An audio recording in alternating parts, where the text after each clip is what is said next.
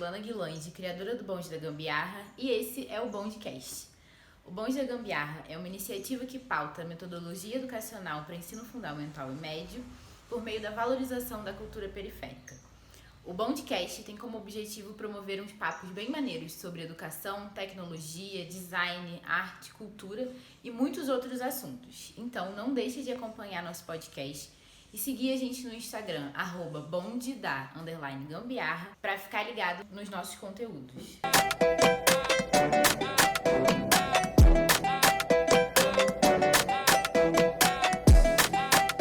Hoje é dia 20 de fevereiro e esse é o primeiro episódio do podcast do Bonde. Para abordar o tema design como ferramenta de impacto social, convidei um time pesado para bater um papo comigo. Juliana Barbosa, Mariana Oliveira e Ricardo Godu. O Bondecast já vai começar.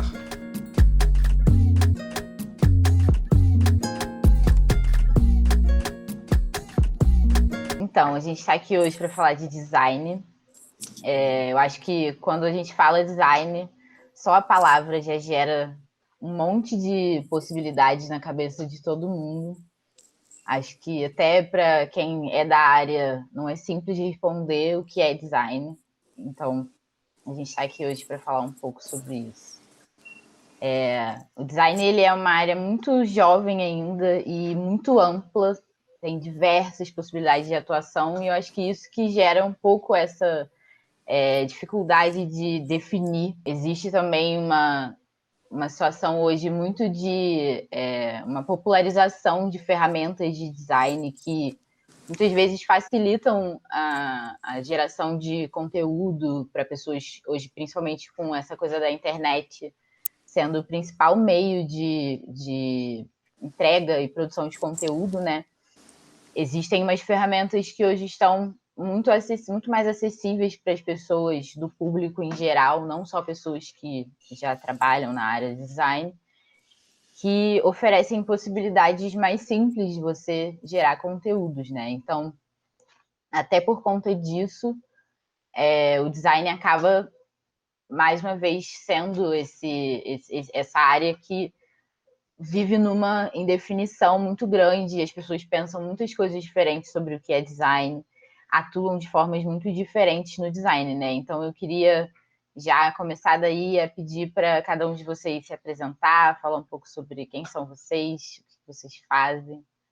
Oi, tudo bem, gente? Eu sou Ricardo Godot, conhecido como Madá também, dos jogos aí da vida.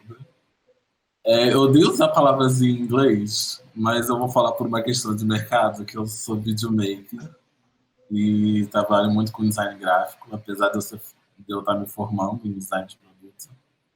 E eu vim de cinema, eu trabalhei com cinema, sete filmagens, e vim para o design exatamente para pensar como é que é esse processo, né? Eu acho que o meu trabalho é mesclar essas duas áreas, o design e também a questão do vídeo e do cinema. E essas produções, como é que elas se relacionam. Meu nome é Mariana Oliveira, eu tenho 25 anos. Atualmente eu trabalho com design voltado para produtos digitais e visualização de dados. Recentemente eu estou me formando também, embora eu trabalhe com design digital, me formo em design de produto. E recentemente eu entreguei meu TCC que falava que acabou se tornando um ensaio de uma exposição para falar sobre os relatos de experiências da pandemia, né? Começar a dar um rosto para essas pessoas, tirar um pouco do universo dos números, que a gente estava tendo muito número de casos, e dar mais um rosto para mostrar quem são essas pessoas por trás desses números e histórias que não são contadas, justamente para não perder esses relatos. Bom dia, boa tarde, eu sou Juliana Barbosa, Ju Barbosa, sou ilustradora, sou designer e sou animadora também. Então, o meu trabalho ele tá ligado assim nessas três áreas. Eu tento sempre combinar essas múltiplas linguagens dentro do meu trabalho e é isso. O meu trabalho, eu acho que ele o que eu tento traduzir no meu trabalho é uma nova visão sobre o ser negro no Brasil e enaltecer essa cultura, tirando esse aspecto da miséria, sempre do negro como um corpo ligado à violência, ligado a coisas ruins.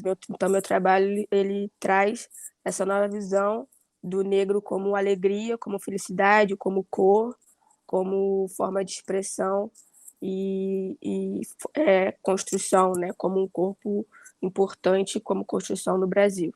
Então é isso, é enaltecer essa cultura tão rica que a gente tem aqui. O tema desse nosso papo hoje vai ser o design como ferramenta de impacto social. E quando a gente fala isso assim, eu acho que muitas coisas também podem aparecer na cabeça das pessoas, então realmente é muito diverso esse tipo de abordagem que a gente pode adotar para fazer design, para pensar design. Então, antes eu vou me apresentar rapidinho. Meu nome é Ilana, eu sou criadora do Bons da Gambiarra, que foi o projeto que surgiu a partir da minha conclusão também na graduação recentemente, em design. E a minha abordagem no design, ela está voltada para o social, que está muito relacionada a essa ideia de que a gente pode usar essa capacidade que o design tem de conectar várias áreas diferentes para conseguir fazer algum tipo de impacto positivo dentro de um grupo que esteja produzindo algum tipo de coisa que a gente pode ser capaz de potencializar. Então, estou muito dentro dessa área que se volta para as questões de relevância social mesmo, né? Eu acho que na área que eu estou atualmente, que é essa área de produtos digitais, o que eu consigo visualizar muito é o começo de uma tentativa para alinhar o uso digital com a saúde mental. Assim, eu acho que especificamente falando dessa área, o que acaba acontecendo muito é que de uns tempos para cá, obviamente a gente tem que fazer o recorte aqui de acesso, porque a gente sabe que não é todo mundo que tem acesso a essas tecnologias, então é um recorte muito importante ser feito. Mas o que isso tem causado, essa área de consumo digital, interfaces, é justamente tipo tornar as pessoas usuárias que só existem tecnologia e, no caso, as drogas chamam seus clientes, os seus coisas de usuários, né? Então tem essa questão que está muito ligada à saúde mental. Então, assim, pensando em ter novas iniciativas, a gente tem iniciativas como que aí vem de fora, né? No Brasil, realmente teria que fazer uma pesquisa para poder falar se já tem algo nesse sentido caminhando ou não.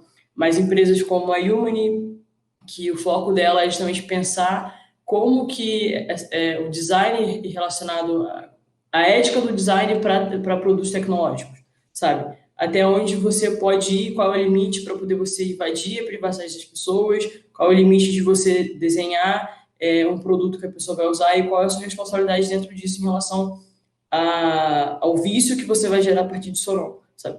E o louco é que essa empresa, a Human, ela começou com o cofundador dela, ele trabalhava no Google e ele era, se eu não me engano, ele era especialista em ética em design. Então, assim, aí você vê até que ponto chegou, né? Ao ponto de você ter que ter uma profissão e um cargo para a pessoa ser um especialista para poder falar até que ponto você pode ir ou não dentro do campo do design.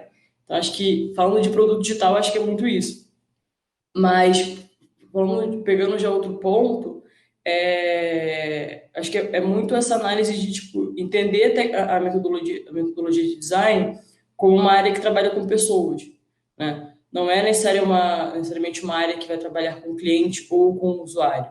É você entender que seja qual o produto que você vai desenhar, o que você vai desenvolver é para uma pessoa usar, e não necessariamente isso vai resolver o problema, a questão da vida dela, sabe?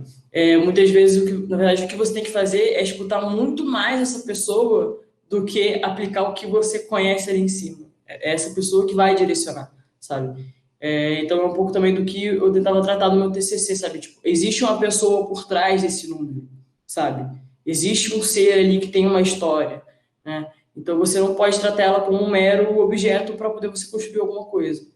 Eu acho que é muito isso, assim, a gente entender que quando a gente está fazendo design, a gente não está fazendo design pra gente. A gente não está fazendo design para o outro, a gente está fazendo design junto com o outro.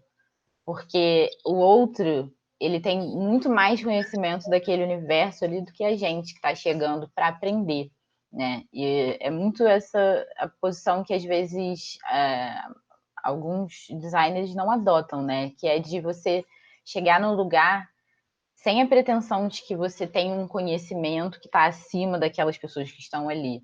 Que você vai chegar para resolver um problema, né? Como a Mariana falou. A gente chegar num lugar e aprender mesmo, porque as pessoas têm o conhecimento mais rico que se pode ter, que é o conhecimento daquele universo que a gente vai trabalhar, né? É chegar com essa... um pouco, tirar um pouco isso que às vezes a academia traz para gente, essa diferenciação entre um conhecimento que está legitimado pelas instituições de ensino e um conhecimento que é popular, e colocar no mesmo patamar, né? Porque os dois podem se unir para realmente fazer diferença naquele espaço ali, né? E não um melhor do que o outro, um mais válido do que o outro, né? Frisando mais uma vez, eu acho que é isso, cara. O que é dentro da nossa profissão, né, a gente tem que entender que design é isso, é a relação, é a pessoa, é uma pessoa com a outra pessoa. Então, eu acho que é primordial a gente não esquecer isso, que a gente está trabalhando com pessoas, para pessoas, né? E como a Mari falou, a Ilana falou, não, assim, não são números. Eu acho que agora, no momento atual que a gente vive, onde tudo são dados, números que falam, a gente acaba esquecendo realmente quem são essas pessoas, né? Quem é que está por trás disso? Quais são as reais necessidades desse grupo? E a gente também não pode colocar uma mesma unidade, assim, uma quantidade de números e falar que todo mundo ali dentro é igual, que as necessidades de todo mundo ali são iguais, sabe? Então, eu acho que a gente tem que ter um olhar mais atento, mais focado, um olhar mais humilde também, assim, para as coisas. Porque a gente acaba se perdendo nisso e achando que sempre sabe de tudo, né? Que a gente sabe as necessidades reais de todo mundo e conhece todos os universos, todas as pessoas e lê ela como iguais, só que não é isso, né? Então, eu acho que, mais uma vez, design é relação, é você olhar para o outro e você realmente entender ele, né? Você realmente enxergar o que está ali na sua frente. Pontuando uma coisa que você falou agora dessa questão das pessoas, né, desse individual das pessoas, design também é meio que uma leitura, né, de mundo. E é muito complicado quando você vem de um cenário que é muito específico e aí você tem um certo tipo de leitura às outras pessoas e isso acaba silenciando elas, né? Então é meio que isso, né? Design é construção de sociedade e também leitura de mundo. Mas eu acho que aí entra numa questão também do ensino no Brasil, especificamente na nossa universidade, mas talvez isso aconteça em outras instituições, é como é que você consegue criar leitura de mundo.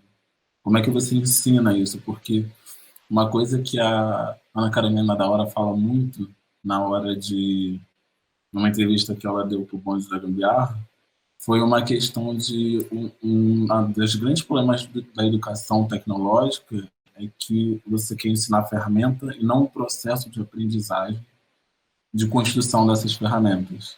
E isso é completamente essencial, porque aquela ferramenta ela já veio pronta. Só que o problema é que essa ferramenta veio de um cenário que não é do cenário em que ela vai ser aplicada e também foi feito por pessoas que não entendem aquele cenário que aquela ferramenta vai ser usada.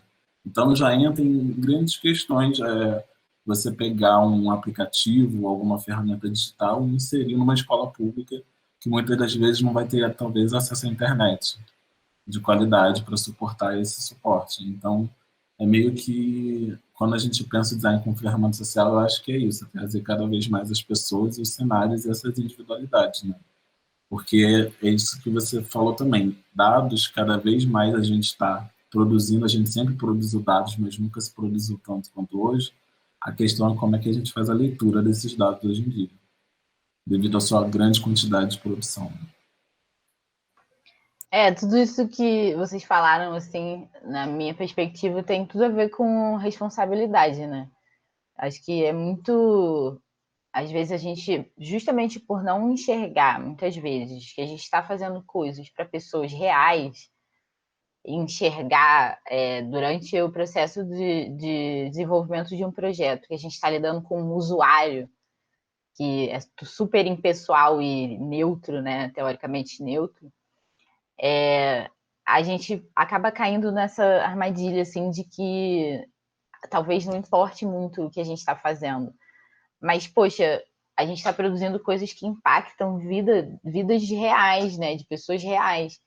E isso é muita responsabilidade, sabe? Tipo, não existe tanta diferença assim entre o que faz um médico cirurgião e o que faz um designer, porque dependendo do que você estiver projetando, se você não tiver responsabilidade sobre aquela pessoa que você tá, que faz parte do cenário que você está trabalhando, você pode, sei lá, matar a pessoa, né? Tipo, é nesse nível, é uma coisa desse sentido. A gente tem vários exemplos que a gente pode citar de coisas que o designer faz que, se ele cometer um erro, ele pode prejudicar muito a vida das pessoas, né? O design está relacionado a produzir carro, a produzir rótulo de alimento, coisas que estão no dia a dia das pessoas, e isso existe uma responsabilidade muito grande, né? Então, A produzir equipamentos de proteção durante exatamente. a pandemia. E acho que essa responsabilidade, ela está muito ligada com essa perspectiva que cada um tem de vida mesmo, né? Os olhares de quem está fazendo o design influenciam totalmente no resultado daquilo que ele vai produzir, né? Porque se você está num lugar social, né? Numa posição social em que você não entende muito as questões de um determinado grupo mais desprivilegiado, por exemplo, você não vai ter total. Você pode ter empatia, que é a ferramenta básica, né, para você trabalhar com pessoas, mas você não vai ter total imersão naquela situação ali, porque você não viveu aquilo, você não tem aquele olhar, né? E aí eu acho que entra muito essa ideia de que a gente precisa de pessoas de todas as mais diversas possibilidades de posição social, classe, cor, raça, gênero, porque a gente precisa que não seja um único olhar, né? Uma única perspectiva, para não gerar mais produtos e mais coisas que não façam sentido para a maioria das pessoas, né? Eu acho que isso que você falou realmente é muito importante. Eu acho que não só no design, mas em várias esferas, assim, também uma área que está junto com o design, né? Publicidade, marketing, que a gente vê agora nas empresas, né? Esses núcleos de diversidade que eles dizem, onde tem essas pessoas, né? Exatamente porque a gente está vendo agora uma série de questões e de gafes que essas empresas cometem, exatamente por não terem nesses grupos, né? E na liderança deles, pessoas que estão nesse universo, né? Mulheres, pessoas negras, pessoas trans, pessoas gays, lésbicas, enfim, essas minorias, né? Nessas equipes, porque é exatamente isso, é importante. Se você não tem, você vai cometer esses erros, né? Então, essas iniciativas que estão, a Magalu, que bota recrutamento só para pessoas negras, aí você também vê nos comentários como é que as pessoas ainda não entendem a importância desse tipo de iniciativa. Então, assim, a gente ainda tá caminhando para isso, né? Então, realmente, as pessoas têm que ocupar, têm que estar nesses lugares. Mas é isso. Não adianta ser um ocupar ali passivo, né? Tá, tudo bem, na minha equipe tem 3 negros, tem 3 mulheres e pronto, diverso. Não, isso não é diversidade, entendeu? Não é assim. Ainda mais a gente falando num país como o Brasil, né? Onde a sua população maior é negra. Então, é muito complicado você falar que a sua empresa é diversa botando 3 cabeças ali só para preencher e falar que tem. Tipo, quase uma cota ali dentro da empresa. E então eu acho que assim, essas pessoas elas têm que realmente estar num papel de liderança dentro dali, né? Tipo, novidade nenhuma que eu tô falando. é a coisa mais óbvia e mais clara que a gente ouve em todos os lugares, mas parece que ainda não entenderam isso, né? Enfim, por toda a problemática que a gente sabe que tem. Mas é isso, cara, enquanto a gente não ocupar esses lugares, enquanto a gente não estiver na academia, enquanto esses lugares não forem abertos pra gente, esses erros vão estar acontecendo, entendeu? Então, gente, coloca. Simples. É simples.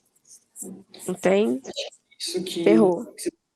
acho que isso que a Ju pontuou, ainda tem isso, né? Não adianta você colocar se essas pessoas dentro da sua equipe ela não têm voz. Você não permite que elas tenham voz.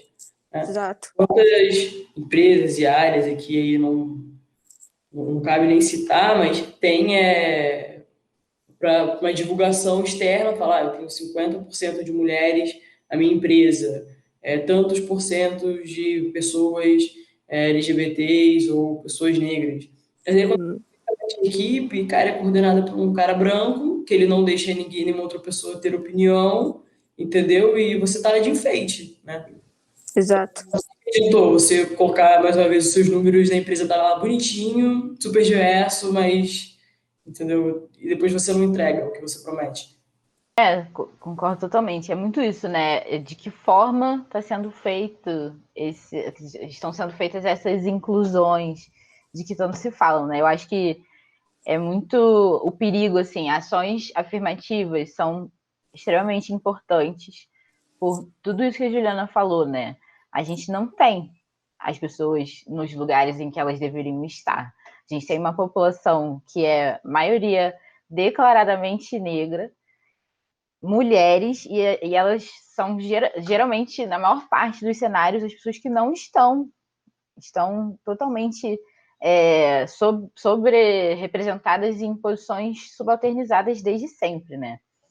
E essas ações afirmativas, elas são, sim, importantes para abrir essas brechas, furar as bolhas que estão totalmente sobre-representadas por pessoas brancas, mas não é importante não deixar também que essas ações afirmativas possam confortar e conformar as pessoas, né? Porque esse é o grande perigo de você fazer uma chamada de pessoas negras para um determinado cargo, exclusivamente pessoas negras, e achar que isso vai resolver todos os problemas porque você fez isso e você preencheu, sei lá, 3 vagas, como a Juliana falou. Mas, na verdade, isso é para resolver um problema agora que tem que ser melhor pensado para depois isso não precisar ser feito mais. Não é sempre existir um núcleo de diversidade, sempre existir a necessidade de colocar vaga somente para pessoas pretas, porque isso não vai resolver, isso só está tapando os buracos que a gente está vendo por aqui, mas não vai solucionar, porque não vai equilibrar. Se tem uma maior parte de pessoas negras na população, elas têm que estar em maior número em todos os lugares, né? Não existe minoria, na verdade, né? O que existe é um silenciamento dessa massiva maioria que está sempre sendo excluída de onde deveria estar por direito, né? Não deveria nem ser uma questão, uma discussão, deveria ser básico isso, né? E aí é importante frisar também porque que, de certa forma, esse movimento, e a partir de agora a gente começa a ver uma certa pressão para coisas como essa acontecerem. Assim, tanto dentro da nossa área mesmo, assim, que aí a gente entra naquele problema que a gente tinha começado a falar sobre a academia, né?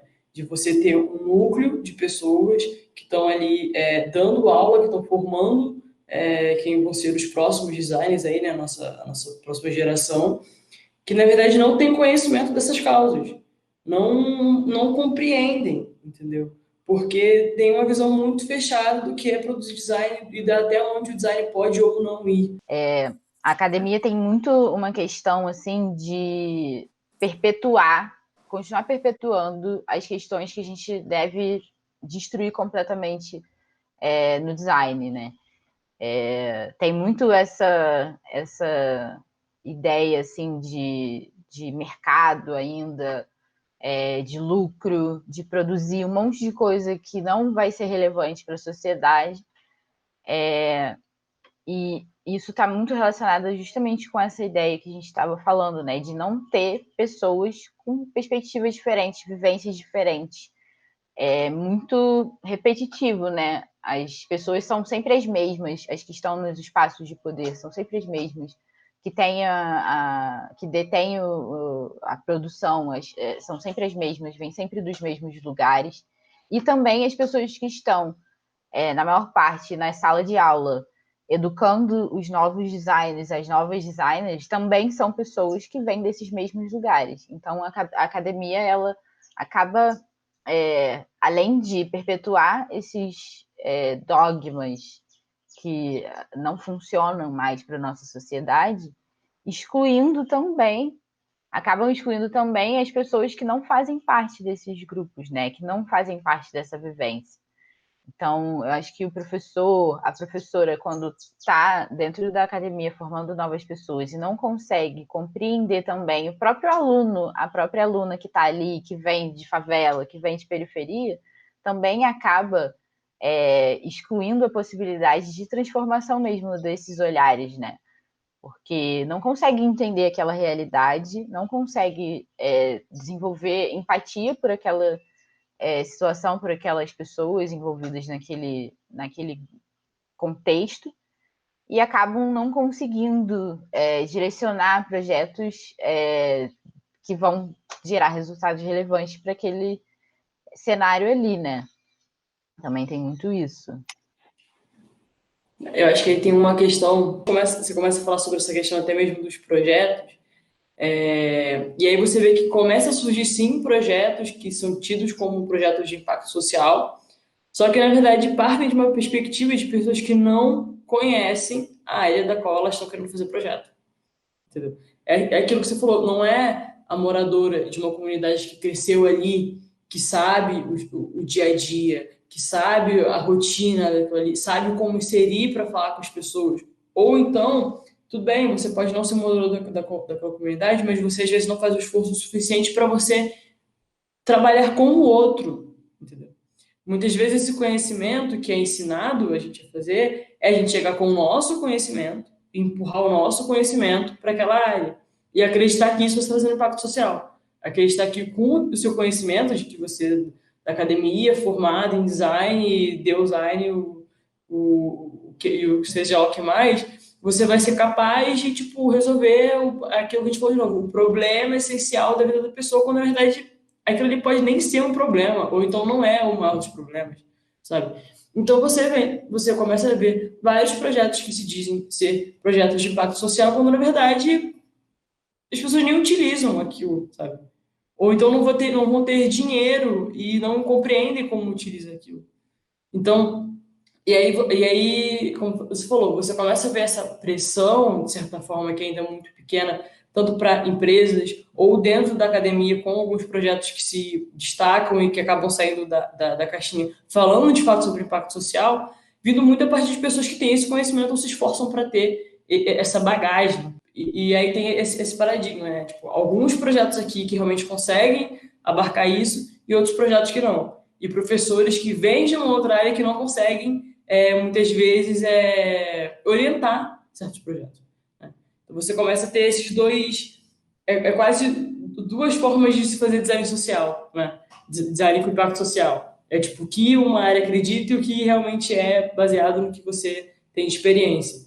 Eu ia apontar até isso que você falou do design social, que é interessante pensar que na questão da história do design aqui no Brasil, né, começou nos anos 60 com a criação da EJA, que vem de um modelo europeu de prospecção de design, inspirado no modelo alemão, e que isso meio que fomentou também o resto da pedagogia, né, que é usada no Brasil inteiro, querendo ou não, com as suas adaptações, óbvio. Mas o que eu acho interessante é que quando você falou isso do design social, que é um discurso que é muito usado, pelo menos na nossa universidade, que foi a PUC-Rio, o quanto você definir o design como social já mostra o quanto, às vezes, esses projetos já não trabalham essa situação, porque se o design ele precisa ser nomeado como social, é porque ele já não está trabalhando dessa forma, essa diferenciação, né? Então, o design que não é social, ele também não é design, porque esse design ele trabalha para com a construção de uma sociedade, pensar essa sociedade. Se o social não está incluso, se você não está lidando com pessoas, como isso pode ser design? Né? Então é meio que esse lugar de pensar essas relações. Eu acho que justamente isso que foi dito com os anos 2000, quando a gente começa com as políticas anteriores de inserção de cotas raciais e também cotas socioeconômicas na década de 2000, né? A gente começa a ver esse cenário mudar, porque até então, né, dos anos 50 e 60 para cá, quem é que tinha acesso à universidade? E não que isso seja uma regra, querendo dizer que, tipo, quem não faz faculdade não tem potência, muito pelo contrário, mas é entender o quanto a universidade ela é um carimbo, ela é um selo atestando que aquilo é legítimo. E quando isso começa a mudar nos anos 2010, em consequência do sistema de cotas, a gente vê o cenário de hoje, começando a repensar esses modelos do que é um design a partir realmente do design brasileiro, porque o que dizem hoje de design brasileiro, para mim, não é design brasileiro. É, na verdade, só uma reprodução do modelo europeu adaptado aqui ao cenário. É muito isso, né? Todo design é, ou pelo menos deveria ser social, porque, mais uma vez, como a gente estava falando antes, a gente está o tempo inteiro lidando com as pessoas, impactando a vida das pessoas com aquilo que a gente produz. Então, a gente não pode categorizar, né? Não precisaria, não deveria precisar categorizar um design como social ou não social. O que não é um design social, né? E isso que você falou, assim, dessa coisa das cotas, né? Que tem muito a ver mesmo com isso que a gente estava falando. É uma política afirmativa, sim, que deveria não existir, porque a gente gostaria de não precisar que existisse, mas ela precisa existir num determinado momento para que a gente possa avançar. E a gente não pode se conformar com ela, mas faz muito sentido que a gente pense que justamente essa chegada de pessoas de outras realidades na academia por conta da política de cotas, a gente vê que os olhares que a universidade pode produzir são mais diversos do que eram antes, né? A gente já começa a ver dentro da universidade discussões dentro de trabalhos que antes a gente não poderia ver porque as pessoas eram sempre as mesmas que não faziam parte dessa realidade. Então, essa coisa, né, do design que se coloca como um salvador daquelas pessoas ali. Ah, não, porque eu vou chegar aqui e eu vou produzir um objeto que vai salvar a vida dessas pessoas desse lugar. Mas talvez, muitas das vezes, essa pessoa, esse designer, não chegou nem a conversar com as pessoas daquele ambiente ali para saber se realmente aquela ali era uma necessidade. Ou talvez ainda mais, acho que um olhar ainda mais apurado de você entrar nesses lugares em que você não conhece, é você não pensar que você está chegando ali e que você vai estar atrás de problema só, porque às vezes a gente tem muito isso, a gente vê muito isso acontecer, né, de pessoas chegarem na favela, por exemplo, ou em algum outro lugar periférico, e acharem que ali só tem problema, então eu vou chegar aqui para fazer um projeto de design porque eu quero solucionar uma questão, um problema que existe ali. Mas, na verdade, poxa, a gente não está ali para levar nada, sabe? A gente está ali muito mais para aprender e a gente tirar proveito daquele cenário ali do que a gente levar alguma coisa para aquele lugar. A gente está ali para justamente ver o que existe de bom, de potente, que a gente pode ajudar a estar cada vez mais potente, né? Como que a gente pode pegar aquele cenário ali, identificar coisas que a gente possa potencializar e não resolver um problema. Porque às vezes os problemas, eles podem até ser um pouco mais, um pouco atenuados por potencializar outras coisas que possam gerar outros impactos positivos dentro daquele cenário, né? É você chegar numa favela e ver o que tem de cultura que a galera está produzindo aqui que o design pode contribuir, colaborar, né? É muito mais do que você achar que você está chegando ali para oferecer alguma coisa. Porque eu acho que justamente o pensamento do design, que é muito ligado a essa ideia de você ter a capacidade de conectar coisas, né? Conectar áreas diferentes para conseguir. O design tem essa característica muito de colaboratividade, né? A gente trabalha sempre em grupo, em conjunto. É muito difícil você ver um projeto de design que não vai precisar de áreas totalmente diferentes para colaborar, né? Então, essa capacidade que eu acho que é interessante da gente entender que a gente tem essa potência de trazer uma possibilidade de união mesmo entre várias áreas. Mas isso sempre pensando que a gente está ali para agregar e não para impor uma coisa, um conhecimento que a gente traga da academia, que a gente acha que, né, é o conhecimento que é mais válido que os outros. Não, a gente está ali justamente para somar com várias outras áreas e dentro dessas áreas, as ciências que são populares, que são tão importantes quanto as acadêmicas e às vezes a gente tem mania de achar que é ruim, que está num lugar menor, que não faz sentido.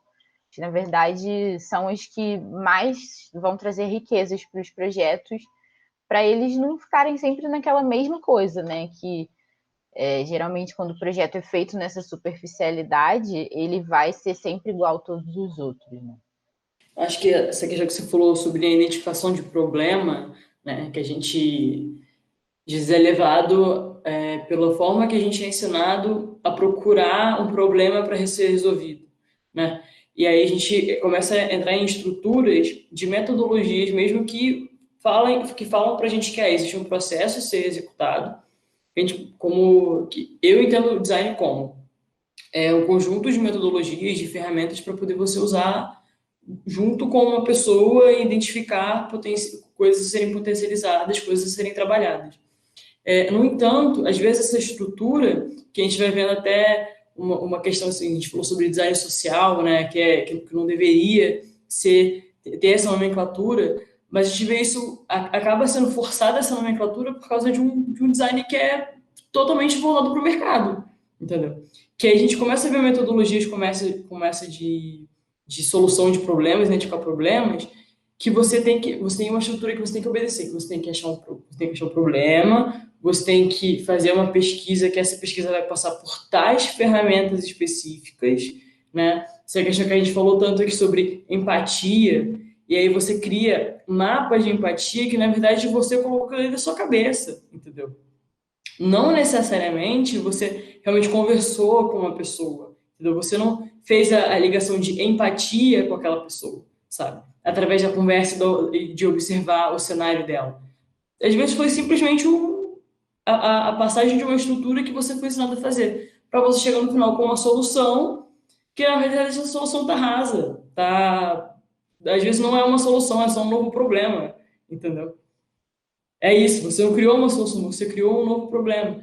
Então aí você começa a ver várias dessas metodologias rápidas, desse entendimento que às vezes atrapalha o que é de fato o desenvolvimento e o trabalho de um design, digamos assim, que você começa a ver como se design fosse essa questão da mágica que você pontuou lá no começo, sabe? Uma coisa mágica que você vai ter aqui uma lista de coisas para fazer que no final você vai ter uma solução incrível, entendeu? Quando na verdade isso só atrapalha, você vê mude de área, venha trabalhar com design, e aí você vê metodologias de, sei lá, 5 passos, 2 semanas você faz um projeto, e nossa, esse projeto realmente está ótimo. Não tá. Daqui dá um tempo você vai ver o problema que você criou, entendeu? É isso que você falou da metodologia, né? Que eu acho que a metodologia ela tem um papel muito importante. Com certeza a gente tem que produzir metodologia, mas que ao mesmo tempo a metodologia ela é perigosa porque ela pode te restringir, te prender no que não deveria, né? Como se você pegasse todas as questões de um determinado cenário e desconsiderasse completamente que existem diferenças entre os diversos contextos, né? E você achar que uma metodologia fechada vai dar conta de todos os contextos diferentes. E não vai, porque cada um vai ter uma especificidade. Então, essa coisa da metodologia, principalmente quando a metodologia parece ser mágica, ela traz muito esse perigo para o desenvolvimento do projeto, né? Você achar que você vai conseguir encaixar o cenário dentro da metodologia e não o contrário, né? Exato. É um perigo você achar que você vai resolver tudo da mesma forma que você resolve, né? E não vai acontecer, não vai resolver. E eu acho que também tem essa questão do hoje em dia, né? Tudo tem que ser rápido, eu tenho que criar tudo muito rápido, senão não sou boa o suficiente. Então tem também esse ponto do imediatismo das coisas, de você ter que criar um projeto em uma semana. Tipo, são coisas que não existem, sabe? Então, eu acho que também tem essa problemática dessa coisa, desse ritmo super acelerado, onde é real, cara, tipo, não tem como você criar algo super aprofundado nem em um mês, gente. Tipo, não tem como, sabe? Então, eu acho que também essa coisa da gente voltar um pouco, sabe? Da gente entender da onde que a gente veio e para onde a gente quer partir, eu acho que é super importante também, sabe? A gente olhar um pouco para trás, a gente entender como é que funciona esses mecanismos e a gente realmente falar, ok, isso aqui não funciona para gente. A gente não pode fazer dessa maneira. Não está mais funcionando. Então, que modos, que outras coisas que a gente vai, outros mecanismos, outras metodologias que a gente vai poder criar. E a gente que vai estar criando para a gente, sabe? Não é uma outra pessoa lá com um nome que a gente não consegue nem pronunciar, que criou e que a gente vai aplicar aqui, sabe? Não é assim também. Então, eu acho que a gente tem que olhar para o nosso território, a gente tem que olhar para a nossa cultura e entender quem realmente a gente é, sabe? Tipo, entender da onde que a gente veio. A gente não sabe nem de onde que a gente veio direito. Então, eu acho que é parar um pouco esse pensamento, essa lógica maluca que se criou e a gente voltar realmente e ir para outro caminho, olhar uma outra história diferente, sabe? Deixar contar a história quem tem que contar. Então, eu acho que é essa a questão, sabe? Que a gente precisa respirar, parar e pensar. Tem um pouco de relação que vocês falaram da questão da metodologia e como é que isso se alia com a narrativa, é que é muito assim, foda quando você percebe metodologia do ponto de vista como se fosse um critério. Acho que uma analogia boa para entender um pouco isso é quando se fala de dados, de como você absorve dados. E aí fica aquela pergunta, né? Quando você começa a absorver dados, só ali você já está estabelecendo critérios de como é que você absorve esses dados. Nome, idade, e-mail, de onde você vem. Isso já são critérios que limitam algumas coisas que você não vai ler. Então fica aquela pergunta, né? Como a metodologia ela também é um pouco isso, né? A metodologia ela nasce de um cenário que é diferente daquele que está sendo aplicado. Então, o problema de quando você aplica uma metodologia que já existe, você vai começar a eliminar características daquele local que você não vai conseguir absorver. Se você não trabalhar com aquele local, se você trabalhar com as pessoas que estão ali, trabalhar junto com elas. E aí a gente começa a pensar em questão, às vezes, nem de qual é a metodologia nova que a gente tem que pensar, mas acho que é uma questão que a gente falou um pouco antes de responsabilidade, que a gente pensar o nosso comportamento. Qual o tempo que você está se dando, não só de levar esse projeto para um período mais longo, mas também qual o tempo que você está se dando de estar com aquelas pessoas naquele lugar. Com que frequência você frequenta aquele local para você entender as dinâmicas que acontecem ali, que são completamente diferentes. Eu penso que não só nas zonas do Rio de Janeiro, né, Zona Sul, Zona Norte, Zona Oeste, eu acho que tem questões, às vezes, muito mais específicas em cada bairro que não dão conta de você levar para toda a cidade do Rio de Janeiro. E olha que a gente está falando de um cenário que parece pequeno, mas acho que é um grande organismo, muito complexo.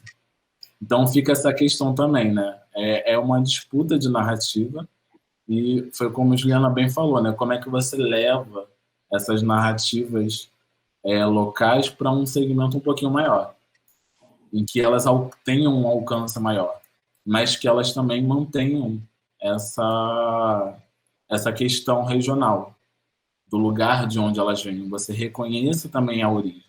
Porque também tem essa questão, né? Você começa um projeto, um local, e quando ele começa a ganhar algum tipo de alcance, algum tipo de propagação, você começa a não saber a origem dessa produção, eu acho que é muito interessante ser feito esse caminho, né? Você fazer esse trabalho histórico. Uma coisa que tem muito a ver assim, com o que o Ricardo está falando é essa ideia de que quando acaba o projeto, a gente tem que ter muito cuidado, né? Quando o processo de desenvolvimento do projeto termina, né, dentro daquele espaço ali que você está trabalhando, você não pode achar que você foi embora e que você fez lá o seu projeto e que está tudo certo. Você tem que pensar muito em que legado você vai deixar para aquele cenário ali, para aquele contexto ali. Como que você vai fazer para que a solução que você gerou do seu projeto, do desenvolvimento do seu projeto, vai gerar autonomia para aquelas pessoas que estão ali, né? Você trabalhar com design social e você não pensar em como o projeto que você desenvolveu vai continuar depois que você, designer, for embora daquele cenário ali, não adiantou nada o projeto que você fez, né? E é por isso que é muito importante isso que o Ricardo falou, da gente estar sempre pensando nas questões daquele lugar, o que realmente faz sentido para aquela região ali. Porque se você faz um projeto que as pessoas não conseguem usar, por exemplo, né?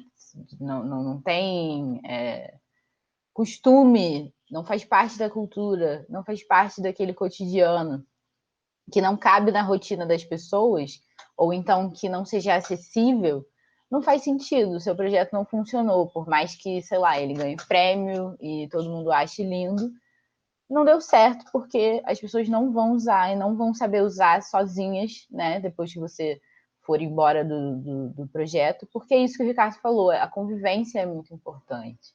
A gente não pode achar que a gente vai estar dentro do campo, né? Eu acho que essa palavra que é muito usada assim tecnicamente no design, a pesquisa de campo, você estar no campo, a gente não pode achar que a gente está no campo e tratar aquelas pessoas que estão ali como objeto de estudo.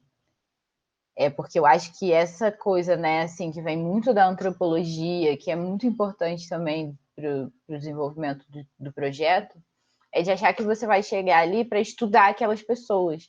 E não é isso, né? A gente está ali para entender aquelas pessoas. Acho que essa ideia de empatia, ela faz muito sentido, assim, é básico. Empatia é ferramenta básica para você desenvolver um projeto. Mas muito mais do que empatia, que é entender muito em relação ao outro, é você também ter solidariedade com aquele espaço e com aquelas pessoas ali. Porque a partir do momento que você se coloca dentro do campo em que você está trabalhando, você também faz parte dele, sabe? Você também está vivendo aquela experiência junto com aquela pessoa, junto com aquelas pessoas, com aquele grupo ali. Então, se eu me coloco nesse lugar de só empatia, como se eu estivesse de fora, também não funciona. Eu estou ali vivendo aquela experiência, então eu também faço parte dela. Eu tenho que me sentir parte. Criar vínculo com aquelas pessoas e com aquele ambiente, justamente para que, muito mais do que você entender o que está acontecendo, você conseguir viver aquela situação ali. É claro que você não vai dar conta de se você está trabalhando, sei lá, num quilombo, por exemplo, e você passa o maior tempo que você puder com aquelas pessoas ali daquele quilombo, claro que você não vai dar conta de se colocar totalmente no lugar, porque você não é aquela pessoa, você não teve a vivência daquela pessoa, você não conseguiu capturar, mesmo que você passe o maior tempo possível, você não vai conseguir capturar a vivência daquela pessoa, mas você vai estar muito mais à frente em termos de imersão naquele espaço, naquelas questões, do que uma pessoa que acha que vai chegar ali, que vai estudar aquele grupo e aquele cenário. Não é esse olhar do designer que vai levar, né? Eu acho que quando a gente pensa que a gente está estudando aquelas pessoas ali como objetos de estudo, a gente não vai conseguir chegar nesse lugar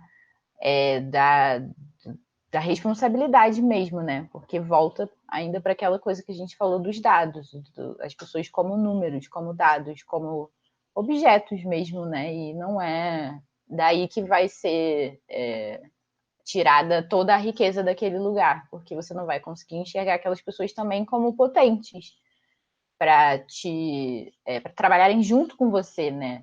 Porque esse é o pensamento. As pessoas elas estão trabalhando junto com você. Você está ali para tirar o melhor que aquelas pessoas podem te oferecer e não o contrário. Né? Queria só fazer um adendo aqui, porque lá no começo eu falei que eu desconhecia práticas aqui no Brasil relacionadas a pensar o uso digital de uma forma mais segura e mais focada para o humano. Mas, na verdade, eu me esqueci completamente do ITS. O Instituto ele não necessariamente fala sobre como melhorar interfaces digitais para diminuir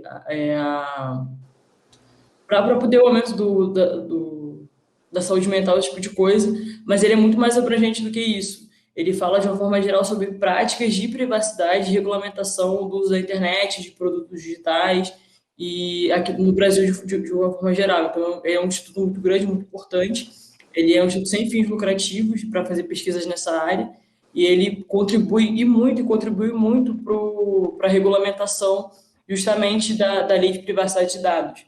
E eles são até espaço formativo também, né? Tem Exato, eles têm curso. cursos que estão voltados para direitos na tecnologia e direito, né? Essas coisas assim. Exato, questão de acesso também. Então, é importante fazer esse recorte para poder falar deles. Eu ia aproveitar e falar de um outro aqui em São Paulo, que é o Data Privacy Brasil. Que é uma instituição também nesses mesmos moldes do ITS. Eles fazem curso online e agora, recentemente, têm feito curso de adequação das empresas à Lei de Proteção Geral de Dados. Porque como ela está entrando em vigor agora, muitas empresas estão tendo que mudar a sua política, principalmente marca digital, que recentemente eu tenho visto que é tipo uma loucura. A galera pega um e-mail assim com ferramentas digitais sem nenhum critério e manda e-mail ainda assim para as pessoas como forma de anúncio. Então é uma questão que está sendo muito revista, né? Sim. Sim, A total. transparência em relação a isso, né? Toda e qualquer empresa que coleta dados vai ter que ter uma área destinada a essa transparência. O Bondcast está chegando ao fim.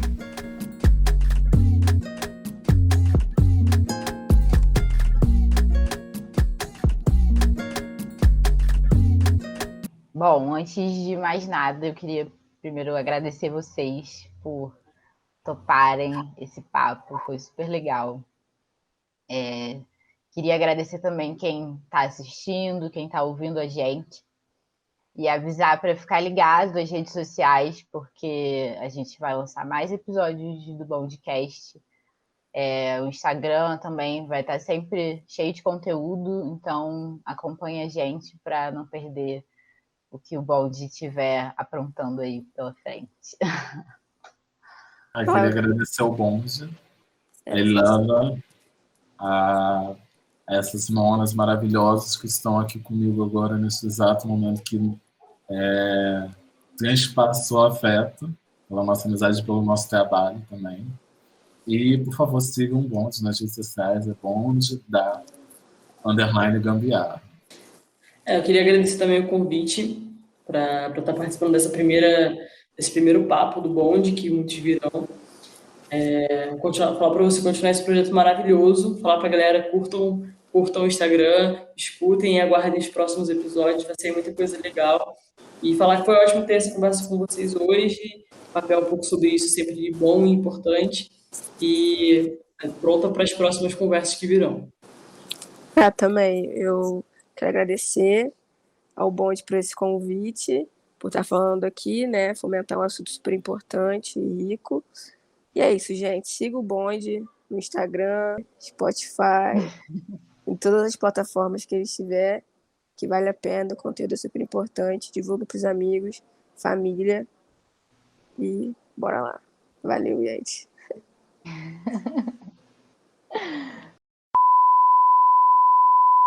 Isso eu acho que até vai ficar meio redundante, mas eu acho que é importante frisar, né, que o carro, dá para ouvir o carro passando? Dá, né? Calma aí, gente, desculpa. Zona Norte do Rio de Janeiro. Aquelas coisas, né? O Bondcast é uma realização do Bonde da Gambiarra, com apresentação e edição de Lana Guilandi e apoio de Caio Laundos. Não se esqueça de se inscrever em todas as nossas plataformas, se inscrever no canal do YouTube e ativar as notificações. E se quiser entrar em contato com a gente para fazer sugestão, crítica ou tirar dúvidas, basta enviar um direct no nosso Instagram ou um e-mail para bonde.gambiarra@gmail.com.